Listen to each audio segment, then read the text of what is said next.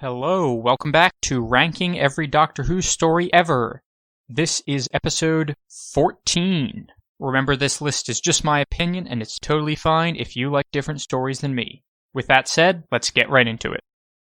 Starting off in 105th, I have The Happiness Patrol. While this story has some undeniably campy aspects, such as the knockoff Tusken Raiders and the Candyman, its core plot and villain are enough to make it a pretty good story. Helen A's desire to keep her society happy makes her an interesting villain, because even though her actions obviously have negative results, they seem to derive from a genuine desire to help. Her story is reminiscent of historical figures like Robespierre, who truly believed in something, but ultimately became too paranoid and controlling to be able to actually have a positive effect in their society. Also, Helen A's ultimate fate was a nice change from the normal fate of a Doctor Who villain. Instead of just blowing up or something, her final scene simply shows her realizing the error in her ways. Into 104th, I have Aliens of London and World War III. This story is often called the farting alien story, and while the fart gimmick is admittedly crude and makes it difficult to take the enemies seriously at times, the rest of the story is actually really good. First of all, the Slovenes plot is disturbingly meticulous and clever. Secondly, all the scenes in the conference room, especially the one where the Doctor tells Jackie that saving the world might kill her daughter, are great. Also, Harriet Jones is a great character. If it weren't for the farting, I think this would be hailed as a classic political thriller.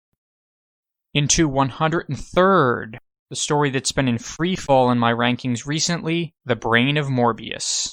I despise the Timeless Children, I despise the Cartmel Master Plan, and, in general, I despise any suggestions that the Doctor had lives before the Hartnell incarnation. While other explanations for those 8 godforsaken faces have been provided later, the writers did originally intend for those faces to be the Doctor's, which is why my opinion of this story is a lot lower than it would have been otherwise. That being said, I really like most of the rest of the story. It has a great atmosphere, Maddox delivers a brilliant performance, and it adds some interesting ideas to Time Lord lore. Up to 102nd, I'm going with The Unquiet Dead.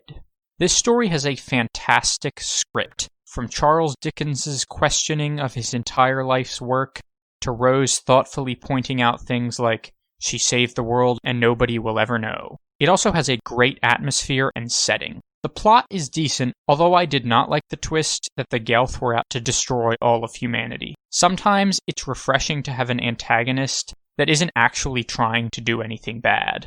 Regardless, this story definitely delivers in its role as the first pseudo-historical of the new show. In 101st, this is going to be one of my longest reviews, The Angels Take Manhattan. This was possibly the most difficult story for me to rank because, as a work of fiction, I think it's nearly flawless, but as a Doctor Who episode, I think it has some major issues. Let me explain.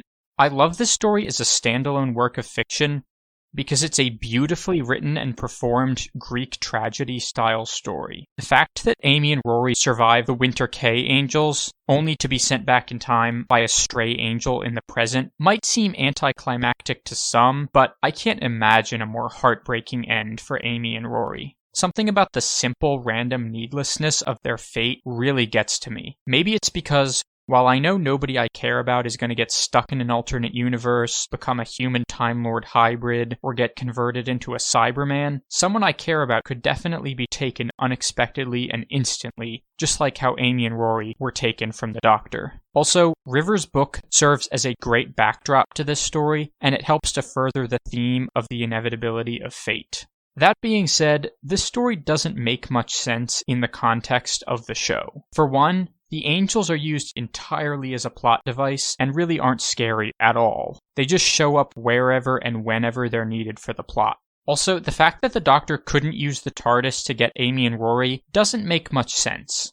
I can buy that he couldn't go back to 1938 New York, but shouldn't he be able to go to another city in 1938? and then travel another way to New York to get them? Or shouldn't he be able to travel to 1940 New York and get them then? I guess my point is, while the story is internally consistent, its plot elements don't really translate well to the rest of the show. But damn if I don't get a tear in my eye every time I watch the end of this story. We have made it 100th place, and it's gonna be the Sea Devils. While this story does borrow a lot of ideas from the Silurians, there are enough differences, such as the action sequences, the nautical setting, and the lack of blatant falsehoods about Earth's history, that make it worthwhile in its own right.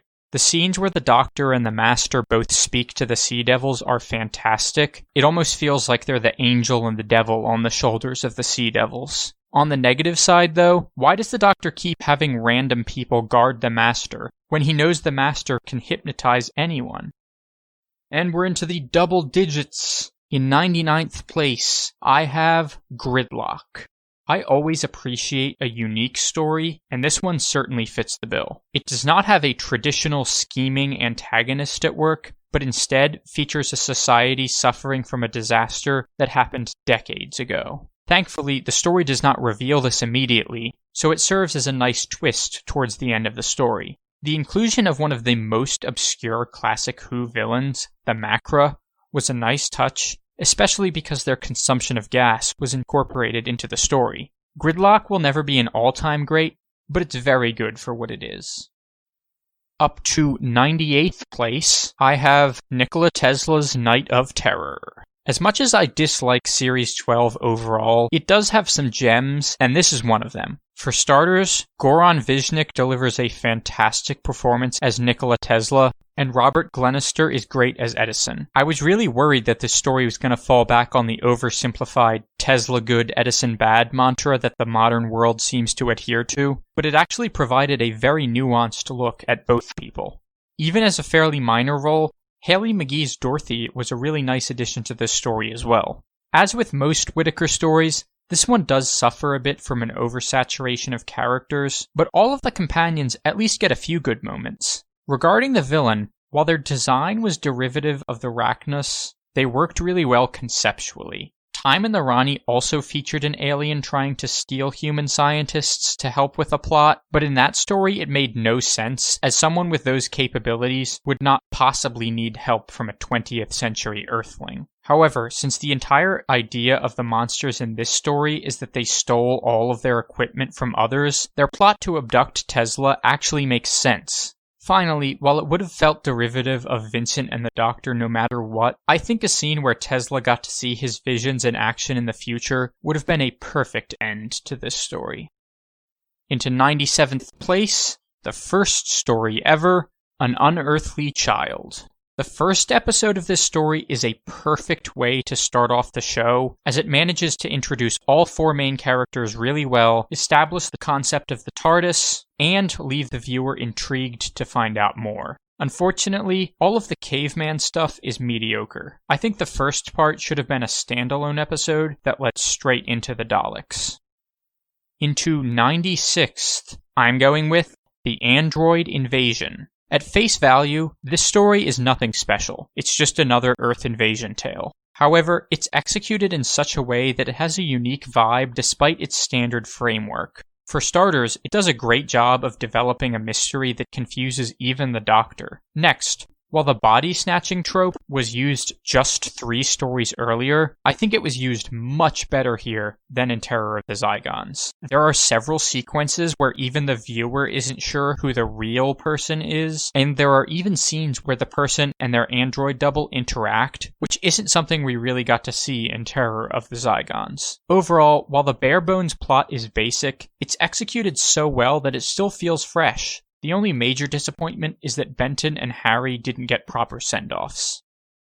Moving up one to 95th place, I have Frontios. Tractators notwithstanding, this story looks great. The set, the colors, and the lighting help to make the human colony on Frontios really feel like it's a weary community on the brink of extinction. Also, the cold, clammy, lifeless face of Captain Revere is one of the most genuinely creepy things in the classic era. It wasn't the only scary part of this story. The idea of something as ubiquitous as the ground itself being the enemy is very unsettling. Regarding the plot of this story, it's not as strong as the aesthetics, but it's still decent. The initial setup of the desperate, dwindling final remnant of the human race is extremely intriguing. Turlough's PTSD and prior knowledge concerning the Tractators adds another interesting element. What ultimately weighs this story down, though, are the final 10 minutes or so. It just seems too fortuitous that the TARDIS was magically part of the cave system, and too simple that luring one Tractator away from the rest could turn universe-conquering scientists into aimless beasts. But overall, it's an intriguing and suspenseful story well worth a watch. Into 94th, I have The Highlanders. This story recaptures the sense of adventure which made early historicals like Marco Polo and the Romans so great. Several supporting characters, including Kirsty, Colin, and Algernon, add a lot to this story. Also, it's quite nice to see Polly take some action of her own instead of just being a follower like she is in many other stories. I do wish that Jamie got a little more development in his debut, but he at least got plenty of it later on. Even as a reconstruction, this is one of my go-to stories when I want to relax, because it's so much fun. Into 93rd place, the story that inspired this channel's name, The Underwater Menace. Despite its poor reputation, this story has a lot to offer. First of all, it contains the earliest episodes of the Second Doctor's tenure that still exist in video form. Secondly, its setting of Atlantis is very intriguing. Thirdly, there are several interesting supporting characters. Fourthly, the story explores the fragile relationship between religion and science. And lastly, while it's easy to make fun of Zaroff, the fact that he's totally and utterly insane makes him a nice change of pace from more standard villains. The only major problem I had is that the Doctor's method of stopping Zaroff involved putting many lives in danger, when he could have probably just gotten somebody to capture or kill Zaroff. And as for the fish people, they're an interesting and quite disturbing concept that happens to have a poor design, and they're on screen for like 5 minutes. I don't really understand why they've come to define this story. Into 92nd place, back to the new show with School Reunion. As a story in and of itself, this is good, but not great. The headmaster is a good villain, and the Krillitanes are an interesting concept, but their plan is a bit contrived. Meanwhile, while some might call it fan service, the return of Sarah Jane is fantastic. From her entertaining dynamic with Rose, to her wistfulness for bygone days, to the Doctor's parting, My Sarah Jane, this is a must-see for any classic Who fan. And to finish off, in 91st, I'm going with The Robots of Death. If Taron Capel had been given a bit more screen time, development, and/or dialogue, this story could have been one of my all-time favorites. Capel is very interesting in concept, but we see so precious little of him that I found the story to fall a bit short. However, there's still a ton of positives. It has a great script, and the robots themselves have an awesome design that perfectly captures the slight unease people felt when they were around them. And D84, best character ever. Alright, that's going to do it for episode 14. Thank you for watching. Make sure to subscribe if you're interested in the rest of the list. Next up is episode 15. It should be coming out pretty soon, so see you next time.